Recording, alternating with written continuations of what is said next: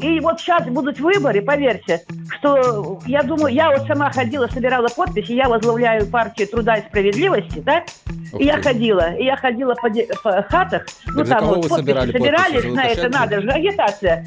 И все говорят, мы уже проголосовали за Бачку. Я уже подписалась за Бачку. Я говорю, да, это самое. Даже Так, а за кого люди, вы вот, подписи собирали, скажите? я забирала у Анужинске, в горисполкоме, там, по строительству. Забыла фамилию, где-то у меня тут лежит его. За Просто кандидата все- какого-то?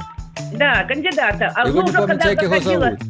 Ой, я честно слово. За кого не- вы собирали, не не помните, да?